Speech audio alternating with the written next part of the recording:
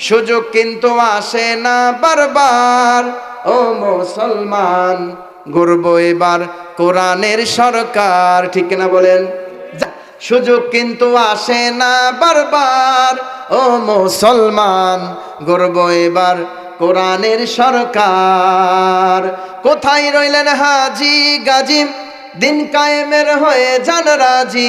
কোথায় রইলেন হাজি গাজী, কোথায় রইলেন হাজি গাজী, দিন কায়েমের হয়ে যান রাজি। একই ভুল করবেন না বারবার, ও মুসলমান গর্ব এবার কোরআনের সরকার। এক চাচা, আপনাদের এখানে হাটের নাম কি? শেরপুর হাট। হ্যাঁ, তা এক চাচার খুব শখ, জুমার নামাজ পড়তে যাবে ফুল প্যান্ট পরে। কি প্যান্ট পরে? তা হাটে গেছে ফুল প্যান্ট কিনতে। হাটে গেছে কি কিনতে? ফুল প্যান্ট কিনতে গেছে হাটে। তা হাটে থেকে ফুল প্যান্ট নিয়ে আসে বাড়িতে যখন নিয়ে আসে দেখে যে এক টাকর বড়। কয় টাকর বড়? এক টাকর না, আধাত বলেন না, এক টাকর বলেন, এক টাকরই তো বলেন। তা এক টাকর বড় বা আধা হাত বড়। তেমন টেনশনের ভিতর পড়ে গেছে যে বড় তো কাটা লাগবে এখন। বইয়ের কাজ গেছে, কে অমুকের মা, আমার তো খুব শখ, কালকে একটু জুমার নামাজ পড়তে যাবো ফুল প্যান্ট পরে। তা হাটে থেকে কিনে নিয়ে আসলাম, আনে দেখি যে এক টাকর বড়, তুমি একটু এক টাকর কি দাও, কাটিয়ে দাও। তা বউ বলতেছে, আর তোমার দেখতেছো না আমি কাজ করতেছি, আমার কাটার সময় নেই, আমি কাটতে পারবো না। চাচা মনটা খারাপ করে তার ছেলে বউয়ের কাছে গেছে যে মা, ও মা, আমার খুব শখ একটু জুমার নামাজ পড়তে যাবো ফুল প্যান্ট পরে, একটু তুই না ফুল প্যান্ট একটু এক টাকর কি দে, কাটে দে। তা বেটার বলতেছে, বাবা দেখিচ্ছে না রান্না করতেছি, আমি পারবো না, আপনার মেয়ে পড়াশোনা করতেছে, আপনার মেয়ের কাজ যান। তা চাচা মনটা খারাপ করে মেয়ের কাজ গেল, মা রে না খুব শখ, মা না জুমার নামাজ পড়তে যাবো ফুল প্যান্ট পরে, তুই না একটা করে না কি দে, কাটে দে। তা মেয়ে বলতেছে, বাবা শনিবার থেকে আমার পরীক্ষা, আমি কেটে দিতে পারবো না। চাচা মনটা খারাপ করে, যে খুব শখ ছিল ফুল প্যান্ট পরে জুমার নামাজ পড়তে যাব, ফুল প্যান্টই পরবো না, মনটা খারাপ করে চাচা ফুল প্যান্টটা নিয়ে আল্লাহর উপর রেখে দিয়েছে। বউ ভাবতেছে বয়স্ক মানুষ খুব শখ করেছে একটু ফুল প্যান্ট পরে জুমা নামাজ পড়তে যাবে, যা একটু একটা করে কাটিয়ে দিয়ে আসি। চাচি কি করছে, বটিতে, বটিতে বলেন নাকি, একটা করে কি করছে, কাটছে, কাটে ফুল প্যান্ট এখন আবার আল্লাহর উপর রাখছে। এখন বেটার বউ বলতেছে, খুব শখ আমার শ্বশুর, কয়দিন আর বাঁচবি, যায় না একটা করে কি করে আসি, কাটিয়ে দিস, মুই আবার একটা করে কাটছে। তাহলে কয়টা করে কাটা হলো? বেটার বউ কাটে ফুল প্যান্টের জায়গায় ফুল প্যান্ট রাখে চলে গেছে কাজে। মেয়ে বলতেছে, বাপ মানুষ কয়দিন পর আমাকে বিবাহ দিয়ে দিবি, যাই একটু একটা করে কাটিয়ে দিয়ে আসি। মেয়ে যায় দেখে ফুল প্যান্ট আল্লাহর ওপর, উই আবার একটা করে কাটছে। এখন বউ কাটলো একটা করে, বেটার বউ কাটলো একটা করে, বেটিও কাটলো একটা করে, কয়টা করে হয়? ফুল প্যান্ট আর ফুল প্যান্ট আছে, কি প্যান্ট হয়ে গেছে? চাষা জুমন নামাজ পড়তে যাবি ফুল প্যান্ট পরে দেখে ফুল প্যান্ট আর ফুল প্যান্ট নাই, হয়ে গেছে হাফ প্যান্ট। আমরা ইসলামকে এরকম খাটো করতে করতে হাফ প্যান্ট বানা ফেলাইছি। বিবাহতে হলুদ মাখা যায়, না মাখালে হয় সমাজের লোক খারাপ বলবি, তাই না? ভালোবাসা খারাপ না, ভালোবাসা ভালো, কিন্তু ভালোবাসাটা রাসূলের প্রতি হতে হবে। কথা বলেন ঠিক কিনা? সম্মানিত দিনী মুসলমান, যারা আল্লাহর প্রতি শহীদ হবে, মনে আছে তো 6টা মর্যাদা দান করবেন। কয়টা মর্যাদা? 6টা মর্যাদা দান করবেন। আল্লাহ নবী সাল্লাল্লাহু আলাইহি ওয়াসাল্লাম বলেছেন, ওগো আমার উম্মতেরা, তোমরা যদি আল্লাহর পথে শহীদ হও, আল্লাহর প্রতি যদি নিজের জীবন বিলিয়ে দাও, আল্লাহ নবী সাল্লাল্লাহু আলাইহি ওয়াসাল্লাম ঘোষণা দিয়েছেন, আমার আল্লাহ পাক রব্বুল আলামিন তাকে 6টি মর্যাদা দান করবেন। তার ভিতর 1 নাম্বার, যারা আল্লাহর পথে শহীদ হবে, যারা আল্লাহর পথে নিজের জীবন বিলিয়ে দিবে, আল্লাহ নবী সাল্লাল্লাহু আলাইহি ওয়াসাল্লাম বললেন 1 নাম্বার, শরীর থেকে রক্ত বের হওয়ার সঙ্গে সঙ্গে তার জীবনের সমস্ত গুনাহ খাতা মাফ করে দেওয়া হবে। জোরে বলেন সুবহানাল্লাহ। 2 নাম্বার, যখন আল্লাহর পথে শহীদ হবে, এই বান্দা যখন আল্লাহর পথে শহীদ হবে, শহীদ হওয়ার সঙ্গে সঙ্গে জান্নাতের কোন জায়গায় তাকে রাখা হবে সেটা দেখানো হবে। জোরে বলেন সুবহানাল্লাহ। জান্নাতের কোন জায়গায় তাকে রাখবে এটা কি করা হবে, দেখানো হবে। বলেন লা ইলাহা, জোরে লা ইলাহা।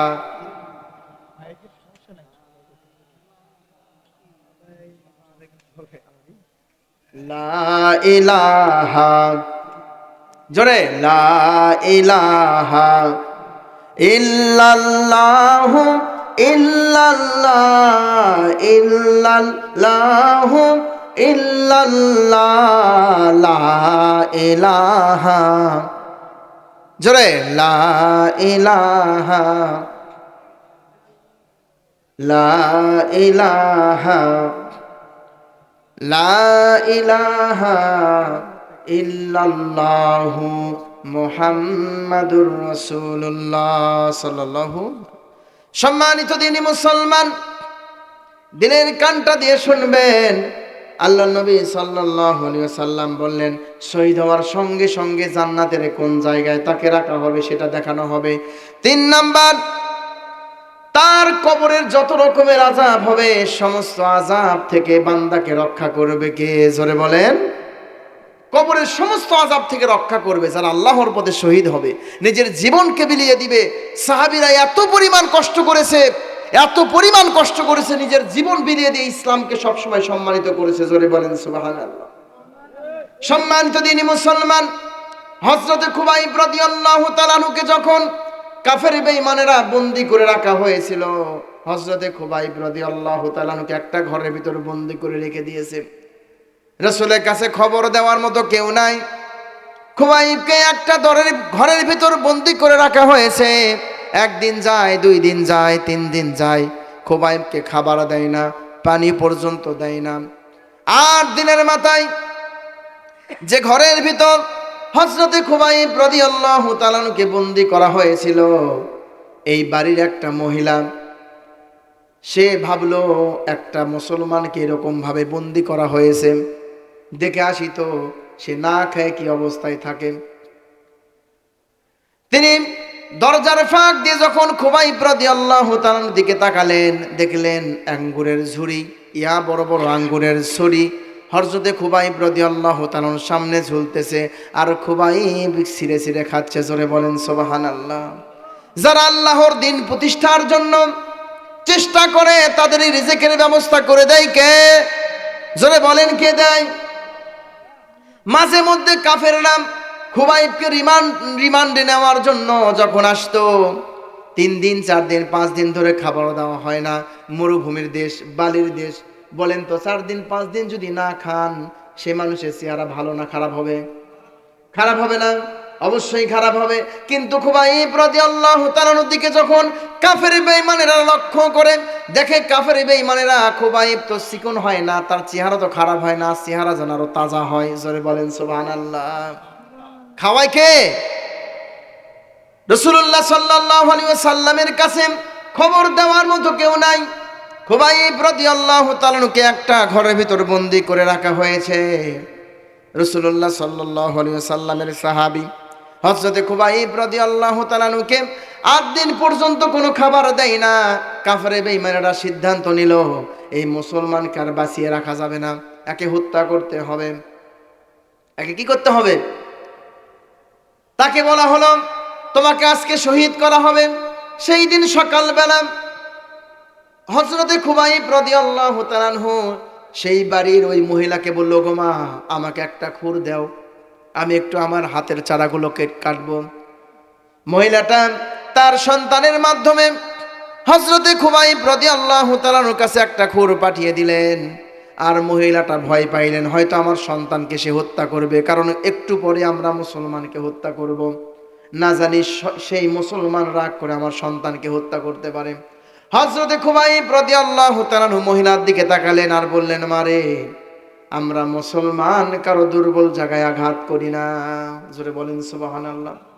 ও গো মা, আমি তোমার সন্তানকে কখনোই আঘাত করব না, আমার রাসূলের শিক্ষা দেয়নি।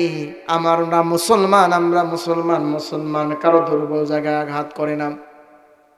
যেই দিন হযরতে খুবাইব রাদিয়াল্লাহু তাআলাকে শহীদ করা হবে, যেই দিন খুবাইব রাদিয়াল্লাহু তাআলাকে শহীদ করা হবে, কাফের বেঈমানেরা গান বাজনা করতেছে, আজকে একজন মুসলমানকে হত্যা করা হবে। কেউ নাই রাসূলের কাছে খবর পৌঁছে দিবে। খুবাইব একা আর সকল কাফেররা খুবাইব রাদিয়াল্লাহু তাআলাকে শহীদ করার জন্য তানিম নামক একটা চার মাথার এমন একটা জায়গায় এরকম সুন্দর একটা টেজ বানাইছে, মুসলমানকে হত্যা করা হবে। সমস্ত কাফের বেঈমানেরা খুবাইব রাদিয়াল্লাহু তাআলাকে শহীদ করার জন্য নিয়ে যাচ্ছে, আর কাফেররা গান বাজনা করতে করতে যাচ্ছে। জোরে বলেন নাউজুবিল্লাহ। খুবাইব রাদিয়াল্লাহু তাআলাকে যখন তানিম নামক এই জায়গায় নিয়ে যাওয়া হলো, কাফেররা তাকে আঘাত করতেছে। কাফেররা বলে, খুবাইব তোমার শেষ কোনো ইচ্ছা আছে নাকি, বলো তোমার কোনো শেষ কোনো ইচ্ছা আছে নাকি? হযরতে খুবাইব রাদিয়াল্লাহু তাআলা বলে, কাফেরের সন্তানেরা যদি আমাকে একটু সময় দাও তাহলে আমি 2 রাকাত নামাজ পড়ব। জোরে বলেন সুবহানাল্লাহ। যদি আমাকে একটু সময় দাও আমি 2 রাকাত নামাজ পড়ব। হযরতে খুবাইব রাদিয়াল্লাহু তাআলাকে কাফের বেঈমানেরা সময় দিলেন। তিনি 2 রাকাত নামাজ পড়লেন, দ্রুতই নামাজ শেষ করলেন, দেরি করলেন না, তাড়াতাড়ি নামাজ শেষ করে দিলেন। হযরতে খুবাইব রাদিয়াল্লাহু তাআলাকে কাফের বেঈমানেরা জিজ্ঞাসা করলো, এ খুবাইব তুমি কি জন্য দ্রুত নামাজ শেষ করে দিলেন? খুবাইব রাদিয়াল্লাহু তাআলা বলে, কাফেরের সন্তানেরা আমি যদি নামাজ ধীরে ধীরে পড়ি তাহলে তোমরা মানুষকে বলে বেড়াবা মুসলমান মৃত্যুর ভয়ে ধীরে ধীরে নামাজ পড়ে। জোরে বলেন না সুবহানাল্লাহ। তোমরা মানুষকে বলবা যে মুসলমান মৃত্যুর ভয়ে ধীরে ধীরে কি করে? নামাজ পড়ে।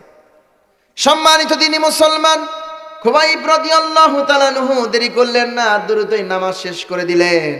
তারপরে খুবাইবকে আবার জিজ্ঞাসা করে কাফেররা, এ খুবাইব তোমাকে আর একটা সুযোগ দিতে চাই, তুমি যদি রাসূলকে যদি গালি দিতে পারো আর রাসূলের কালেমাকে যদি অস্বীকার করতে পারো তাহলে তোমাকে আমরা মারবো না, তোমাকে আমরা ছেড়ে দিব। হযরতে খুবাইব রাদিয়াল্লাহু তাআলা কাফেরদেরকে লক্ষ্য করে বলে, কাফেরের সন্তানেরা যে জীবন রাসূলকে গালি দিয়ে পাবো, যে জীবন রাসূলকে গালি দিয়ে পাবো, যে কালেমাকে বঞ্চিত করে যে জীবনটা পাবো সেই জীবনের আমার দরকার নাই। জোরে বলেন না সুবহানাল্লাহ। হযরতে খুবাইব রাদিয়াল্লাহু তাআলাকে মহিলারা মোরব্বা বানায়, দেখবেন বড় কুমড়া কেটে কেটে মোরব্বা বানায় কিনা, খোসায় খোসায় বানায় না, কাটা জাতীয়, ওই রকম খুবাইব রাদিয়াল্লাহু তাআলা শরীরে তরোয়ালের আগাল দিয়ে খোসায়া খোসায়া শহীদ করে দিয়েছে। তাও কালেমা ছাড়েনি, ঈমান দেয়নি। এটাই হচ্ছে সাহাবীরা। অথচ আমরা সেই ইসলাম, রেডিমেড ইসলাম আমরা পাইলাম, মুসলমান হইলাম, কিন্তু মালিকের হুকুম মানি না। কথা বলেন ঠিক কিনা? জন্মের পরে আল্লাহ পাক রব্বুল আলামিন আমাকে এই দুনিয়াতে পাঠিয়ে দিলেন, হাতও সুন্দর করে রেখে দিলেন, পাও সুন্দর করে দিলেন, দেখার মতো শক্তি দিলেন, চলার মতো শক্তি দিলেন, ধরার মতো শক্তি দিলেন। বলেন তো আজকে যদি আপনার হাতটা নুলো হয়ে যায় কার কাছে অভিযোগ দেবেন? অভিযোগ কার কাছে দিতে পারবেন? আজকে আপনার চোখটা অন্ধ হয়ে গেল, কার কাছে অভিযোগ দিতে পারবেন? অথচ একটা মানুষ যদি আপনার হাতটা ভেঙে দেয় তাকে আর ভালো থুয়ে দিবেন? তার হাতের সাথে পাও ভাঙবেন। কথা বলেন ঠিক কিনা? অথচ আল্লাহ পাক রব্বুল আলামিনকে আমরা মৃত্যুর জন্মের পূর্বে আল্লাহর কাছে কখনো বলিনি, ওগো আল্লাহ আমার হাতটা সুন্দর করে দাও যেন হাত দিয়ে ধরতে পারি, পাটা সুন্দর করে দাও যেন পা দিয়ে চলতে পারি, ওগো আল্লাহ আমার চোখটা সুন্দর করে দাও যেন আমি সুন্দরভাবে দেখতে পারি। এটা কি বলছেন কখন আল্লাহকে? আল্লাহকে আমরা বলিনি। অথচ আল্লাহ পাক রব্বুল আলামিন নিজে ইচ্ছায় দয়া করে মায়া করে আল্লাহ পাক রব্বুল আলামিন মায়ের গর্ভে আমাদেরকে সুন্দর করে রেখে দিয়েছে। আল্লাহ বলে, বান্দারে আমি তোমার হাতটা সুন্দর করে রেখে দিলাম, এই জন্য বান্দা এই হাত দ্বারা আমার কাছে তুমি ডাকবে। আর বান্দা আমি তোমার পাটা সুন্দর করে দিলাম, এই জন্য তুমি পা দিয়ে আমার পথে চলাফেরা করবে। চলে বলেন সুবহানাল্লাহ। আল্লাহ পাক কোরআনে হাকিমে বলেন, লা ইন শাকারতুম লাযীদান্নাকুম ওয়া লা ইন কাফারতুম ইন্না আযাবি লাশাদীদ। জোরে বলেন আল্লাহু আকবার। আল্লাহ বলেন, ওগো আমার বান্দারা তোমরা যদি আমার নিয়ামত, তাহলে মনে রেখো আমার আযাব কিন্তু অনেক ভয়াবহ। আমরা এত সুন্দর নিয়ামত পাইলাম কিন্তু আল্লাহ তাআলা নিয়ামতের শুকরিয়া আদায় করি না। শুকরিয়া আদায় কিভাবে করবেন? শুকরিয়া আদায় কিভাবে করবেন? শুকরিয়া আদায় করতে গেলে আপনার প্রথম কাজ আল্লাহ তাআলার হুকুম আদায় করতে হবে। কথা বলেন ঠিক কিনা? জোরে বলেন ঠিক কিনা? আপনার সন্তান আপনার কাছে ততক্ষণ পর্যন্ত ভালো যতক্ষণ আপনার কথা শুনবে, তাই না? আপনার কথা যদি সন্তান না শোনে তাহলে আপনি সেই সন্তানকে ভালোবাসবেন? তা আপনি আল্লাহ তাআলার হুকুমই তো অমান্য করেন। তাহলে আল্লাহ তাআলা আপনাকে এতক্ষণ পর্যন্ত আমাদেরকে বাঁচিয়ে রেখেছে শুধু আল্লাহ নবীর, আল্লাহ তাআলার কাছে, আল্লাহ নবীর কাছে আল্লাহ তাআলা ওয়াদা করছিল। মৃত্যুর সময় আল্লাহ নবী সাল্লাল্লাহু আলাইহি সাল্লাম বলছিল, আল্লাহ আমি তো দুনিয়ার থেকে চলে যাচ্ছি, তুমি আগের জামানার উম্মাদদেরকে এরকম ভাবে ধ্বংস করে দিয়েছো, লূত আলাইহিস সালামের জামানায় তার কওমের লোকদেরকে ধ্বংস করে দিয়েছো, মূসা আলাইহিস সালামের জামানার তার কওমের লোকদেরকে ধ্বংস করে দিয়েছো। ওগো আল্লাহ, তুমি যদি আমার উম্মাদকে ধ্বংস করে দাও, আমার উম্মাদকে কে বাঁচাবে? আল্লাহ নবী সাল্লাল্লাহু আলাইহি সাল্লামকে সেই দিন আল্লাহ পাক ওয়াদা করছিল, বন্ধু তোমার উম্মাদকে আমি এরকম ভাবে ধ্বংস করে দিব না, মাঝে মাঝে একটু পরীক্ষা নেব, করোনা দিয়ে, ডেঙ্গু দিয়ে, বিভিন্ন রকম ভাবে কি নিব? পরীক্ষা নেব। সম্মানিত দিনী মুসলমান, এত সুন্দর নিয়ামত পাইলাম, এত সুন্দর নিয়ামত পাইলাম, আল্লাহ পাক রব্বুল আলামিনের শুকর আদায় করলাম না। যদি শুকর আদায় না করেন আল্লাহ পাক রব্বুল আলামিন আমাদেরকে কি রকম শাস্তি দিবে। বনে ইসরাইলের যুগে তিনজন ব্যক্তির ঘটনা বলি, যেহেতু কথায় কথা চলে আসে। বনে ইসরাইলের যুগে তিনজন ব্যক্তি, একজন ব্যক্তি হচ্ছে অন্ধ ব্যক্তি, আর একজন টাক মাথাওয়ালা, আর একজন কুষ্ঠরোগী। আল্লাহ পাক রব্বুল আলামিন এই তিনজন ব্যক্তিকে পরীক্ষা নেওয়ার জন্য একজন ফেরেশতাকে নিযুক্ত করলেন। ফেরেশতাকে মানুষ রূপে দুনিয়াতে পাঠিয়ে দিলেন। আল্লাহ পাক রব্বুল আলামিন ফেরেশতাকে মানুষ রূপে দুনিয়াতে পাঠিয়ে দিলেন। ফেরেশতা প্রথম কুষ্ঠরোগীর কাছে আসলো, এসে বলে, ও আল্লাহর বান্দা, তোমার কি আল্লাহ তাআলার কাছে কোনো কিছু চাওয়ার আছে নাকি? কুষ্ঠরোগী বলে, ও আল্লাহর বান্দা, আল্লাহ পাক যদি আমার এই কুষ্ঠরোগটা ভালো করে দিত তাহলে আমার অনেক ভালো হতো, কারণ এই কুষ্ঠরোগ থাকার কারণে মানুষ আমার সঙ্গে মিশতে চায় না, আমার সঙ্গে কথা বলতে চায় না। যদি আল্লাহ পাক রব্বুল আলামিন আমার এই রোগটা ভালো করে দিতে অনেক ভালো হতো। সঙ্গে সঙ্গে আল্লাহ পাকের ফেরেশতা তার শরীরে ছোঁয়া দিলেন, ছোঁয়া দেওয়ার সঙ্গে সঙ্গে কুষ্ঠরোগটা ভালো হয়ে গেল। এইবার আল্লাহর ফেরেশতা কুষ্ঠরোগীকে বলল, আল্লাহর বান্দা, তোমার কি আল্লাহ তাআলার কাছে কোনো কিছু চাওয়ার আছে নাকি বলো? কুষ্ঠরোগী বলল, আল্লাহর বান্দা, আপনি দোয়া করেন, আল্লাহ পাক যদি আমাকে একটা গর্ভধারী একটা উট যদি দান করতো তাহলে আমি রিজিকের ব্যবস্থা করতে পারতাম, রিজিকের ব্যবস্থা করতে পারতাম। আল্লাহ যদি আমাকে একটা গর্ভধারী উট দান করতো। আল্লাহ পাক রব্বুল আলামিন ফেরেশতার মাধ্যমে সেই কুষ্ঠরোগীকে একটা গর্ভধারী উট দান করলেন। আল্লাহ পাক রব্বুল আলামিনের ফেরেশতা বলল, ওগো আল্লাহর বান্দা, আল্লাহ তাআলা যেন তোমার এই উটের ভিতর বরকত দান করে। জোরে বলেন সুবহানাল্লাহ। এইবার ফেরেশতা টাক মাথাওয়ালার কাছে গেলেন, টাক মাথাওয়ালাকে বললেন, ওগো আল্লাহর বান্দা, তোমার কি আল্লাহ তাআলার কাছে কোনো কিছু চাওয়ার আছে নাকি বলো? টাক মাথাওয়ালা বলে, ওগো আল্লাহর বান্দা, দোয়া করেন, আল্লাহ যদি আমাকে একটু মাথায় যদি কালো কালো চুল দিত তাহলে আমার অনেক ভালো হতো, কারণ এই চুল না থাকার কারণে মানুষ আমার সঙ্গে খারাপ আচরণ করে, মানুষ আমাকে দুইটা তিনটা আলাদা কথা বলে, অন্যরকম কথা বলে। যদি আল্লাহ পাক আমার মাথায় চুল দিত তাহলে অনেক ভালো হতো। আল্লাহ পাকের ফেরেশতা বান্দার মাথায় একটু ছোঁয়া দিলেন, বান্দার মাথায় চুল গজালো। এইবার টাক মাথাওয়ালাকে ফেরেশতা বলল, আল্লাহর বান্দা, তুমি কি আল্লাহ তাআলার কাছে কোনো কিছু চাও নাকি? টাক মাথাওয়ালা বলে, ও আল্লাহর বান্দা, আল্লাহ তাআলার কাছে দোয়া করেন যেন আল্লাহ পাক রব্বুল আলামিন আমাকে একটা গর্ভধারী গরু দান করেন। যদি একটা গর্ভধারী গরু দান করে আমি সেখান থেকে রিজিকের ব্যবস্থা করতে পারবো। জোরে বলেন সুবহানাল্লাহ। আল্লাহ তাআলার হুকুমে ফেরেশতার মাধ্যমে আল্লাহ পাক রব্বুল আলামিন সেই টাক মাথাওয়ালাকে একটা গরুর ব্যবস্থা করে দেওয়া হলো, গর্ভধারী গরুর ব্যবস্থা করে দেওয়া হলো। এইবার আল্লাহর ফেরেশতা অন্ধ ব্যক্তির কাছে গেলেন, অন্ধ ব্যক্তির কাছে গিয়ে বললেন, ও আল্লাহর বান্দা, তুমি কি আল্লাহ তাআলার কাছে কোনো কিছু চাও নাকি বলো? অন্ধ ব্যক্তি বলে, ও আল্লাহর বান্দা, আপনি দোয়া করেন যেন আল্লাহ পাক রব্বুল আলামিন আমার এই দুটা চোখ খুব ভালো করে দেয়, কারণ আমি আল্লাহর দুনিয়া দেখতে পারি না। এখন আমাদের অনেকের চোখ আছে কিনা বলেন? চোখ থাকেও আমরা অন্ধ, কথা বলেন ঠিক কিনা? সকল কিন্তু কান দিয়েও শোনেন, চোখ দিয়েও দেখেন যে নামাজ পড়তে হবে। আমাদের সামনে অনেকই মানুষ মারা যায় না? কবরের প্রথম হিসাব হবে নামাজের। কুল্লু নাফসিন বিমা কাসাবাত রহিনা ইল্লা আসহাবাল ইয়ামিন ফি জান্নাতি ইয়াতাসাআলুন আনিল মুজরিমিন মা সালাকাকুম ফি সাকর ক্বালু লাম নাকু মিনাল মুসাল্লিন। প্রত্যেকটা মানুষ তার আমলের উপর দায়বদ্ধ।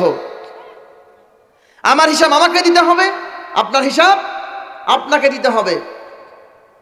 আপনার হিসাব আপনার বাবা দিবে না, আমার হিসাব আমার মা দিবে না। এখন তো দুনিয়াতে যতক্ষণ পর্যন্ত নিঃশ্বাস আছে ততক্ষণ পর্যন্ত আমার আপনার দুনিয়াতে মূল্যায়ন আছে, দাম আছে। যখন আমার আপনার নিঃশ্বাস থাকবে না, এক পয়সার দাম নাই। একটা টাকা যদি পকেটের কানিতে যদি পড়ে থাকে তাও এক সময় কাজে লাগে না বাবা, বলেন লাগে না? গরু মারা গেলে তার চামড়ারও দাম আছে, ছাগল মারা গেলে তার চামড়ারও দাম আছে। আমরা যখন সিরাজগঞ্জে লেখাপড়া করছি, তবে জায়গায় জায়গায় মুসিদের নাম্বার লেখা আছে গাছের সাথে, যে অমুক মুসি, গোপাল মুসি, অমুক মুসি। গরু মারা যাওয়ার সঙ্গে সঙ্গে মুসির কাছে খবর দিয়েছে গরু মারা গেছে, দৌড়ে এসেছে, আমরা কি করছে, কাটে নিয়ে চলে গেছে। একটা গরু মারা গেলে তার চামড়ারও দাম আছে, কিন্তু মানুষ যদি মারা যায় এক পয়সার দাম নাই। কথা বলেন ঠিক কিনা? কথা বলেন ঠিক কিনা? অথচ মানুষ এতটাই অহংকারী। আল্লাহ বলতেছে নামাজ পড়ো, আল্লাহ বলেছেন কোরআনের ভিতর নামাজের কথা। আমরা প্রত্যেকটা ওয়াক্তে মুয়াজ্জিন মসজিদ থেকে আজান দেয়, মুসলমানের সন্তানেরা আজান শোনে, মুসলমানের সন্তানেরা আজান শোনে, আকামত শোনে, কিন্তু মসজিদে যে সালাত আদায় করে না। এত নিয়ামত দিল আল্লাহ পাক রব্বুল আলামিন, এত কিছু দান করলো। আপনি এখানে আছেন বসে, আপনি মেডিকেলে যান, গিয়ে দেখেন অনেক মানুষ হাসপাতালের বেডে কাতরাচ্ছে। কথা বলেন ঠিক কিনা? তাই না? আপনার সামনেই এই মাসের ভিতর দু একজন মারা যায়নি গ্রামে? বলেন তো, কেউ কি আছিল? আর কেউ কি ফেরত আছে? আমরা সকলেই জানি যে মারা গেলে কেউ আর ফেরত আসে না। আপনি মারা গেলে আপনার লাশের সামনে দাঁড়ায়া বলবে, আগামী শুক্রবার দিন রুহের মাগফিরাতের জন্য খাবারের আয়োজন করা হচ্ছে, আপনারা অমুক দিনে আসবেন। কথা বলেন ঠিক কিনা? আপনার লাশ সামনে রাখে বলে। আপনি কি বলেন? আপনি মারা গেছেন, আপনার লাশ সামনে রাখে বলতেছে আজকে বলে দাও। আবার এই লোকগুলোকে একসাথে পাওয়া, আজকে বলে দাও যে শুক্রবার দিন বাদ জুমা রুহের তার রুহের মাগফিরাতের জন্য দোয়ার আয়োজন হবে, তবারকের ব্যবস্থা হবে। কয় মন চাউল রান্না করবে? লাশ মাটি দেয়নি, মিটিং বসেছে পাশে, বাড়ির পাশে কয়েকজন মিলে মিটিং বসাছে যে কয় মন চাউল রান্না করতে হবে। কথা বলেন ঠিক কিনা বাবা? আপনি কি জন্য এখন পড়ে আছেন? এই দুনিয়া এরকমই, মারা যাওয়ার পরে মাটি দেওয়ার পরে আপনাকে ভুলে যাবে, আপনার আদরের বেবি আপনাকে ভুলে যাবে, আপনার সন্তান আপনার ভুলে যাবে। আপনার সন্তান ততক্ষণ পর্যন্ত আপনার ভালোবাসা আপনাকে, যতক্ষণ পর্যন্ত আপনার কাছে স্বার্থ হাসিল করতে পারবে। আপনি কি মনে করেন 3 জন সন্তানের ভিতরে এক সন্তানকে 100 খালি জমি কম দেবেন? 10 বিঘা করে জমি দিচ্ছেন, কিন্তু 100 খালি 100 কম দিচ্ছেন, 100 কম। আপনি কেমন বাবা বুঝতে পারবেন তখন? এই জন্য দুনিয়া সাজানোর জন্য আসেনি, সাজাতে হবে কি? আমরা সফলতা খুঁজি কোথায় জানেন? দুনিয়াতে। কোথায় সফলতা খুঁজি? 10 বিঘা জমি হবে, 10 তলা বাড়ি করব, টাকা পয়সা হবে, জমি জমা হবে, ছেলেকে সেনাবাহিনী চাকরি করবে, ছেলে পুলিশের চাকরি করবে, বাস এটাই সফলতা এটা না। আসল সফলতা তো সেই দিন, যেই দিন আল্লাহ পাক রব্বুল আলামিন বলবে, বান্দা যা, তোকে জান্নাত দিয়ে দিলাম। সুবহানাল্লাহ বলে। জান্নাত কে কে চান? হাত তোলেন তো দেখি। অনেকজন হাত তুলতেছে না, আল্লাহ আমাকে জাহান্নাম দিক। ওই যে পিছনে দেখেন দাঁড়াচ্ছেন, হাত তোলেন, কে কে জান্নাত চান? আল্লাহ তাআলা যেন সকলকে জান্নাতি মানুষ হিসেবে কবুল করে। জোরে বলেন আমিন, জোরে বলেন না আমিন। সম্মানিত দিনী মুসলমান, আলোচনা বেশি করব না, একটু বাকি আছে, শুনতে রাজি আছেন নাকি? ইতিমধ্যেই প্রধান বক্তা কিন্তু আসতেছে। 6টার ভিতর 3টা বলছি, বাকি আছে কয়টা? 3টা। আল্লাহর নবী সাল্লাল্লাহু আলাইহি ওয়াসাল্লাম বলেছেন, যখন আল্লাহর পথে কোনো বান্দা শহীদ হয়, শহীদ হওয়ার সঙ্গে সঙ্গে আল্লাহ পাক রব্বুল আলামিন তাকে 6টি মর্যাদা দান করেন। 1 নাম্বার, শরীর থেকে রক্ত বের হওয়ার সঙ্গে সঙ্গে কি তার জীবনে গুনাহ খাতা মাফ, এবং জান্নাতের কোন জায়গায় রাখে তাকে দেখানো হবে, কোন জায়গায় রাখবে তাকে দেখানো হবে। 3 নাম্বার, কবরের যত রকমের আযাব হবে সমস্ত আযাব থেকে রক্ষা করবে কে? সমস্ত আযাব থেকে আল্লাহ পাক রক্ষা করবেন। 4 নাম্বার, তার মাথায় আকর্ষণীয় একটা মুকুট পরে দেওয়া হবে, যা দুনিয়ার ভিতর সবচাইতে দামি। জোরে বলেন সুবহানাল্লাহ। 5 নাম্বার, 72 জন হুরের সঙ্গে তাকে বিবাহ দেওয়া হবে। জোরে বলেন সুবহানাল্লাহ। 6 নাম্বার, তার পরিবারের ভিতর 70 জন আত্মীয় স্বজনকে সুপারিশ করতে পারবে। জোরে বলেন সুবহানাল্লাহ। যারা আল্লাহর পথে শহীদ হবে তাদেরকে আল্লাহ পাক রব্বুল আলামিন 6টি মর্যাদা দান করবেন। কয়টি মর্যাদা?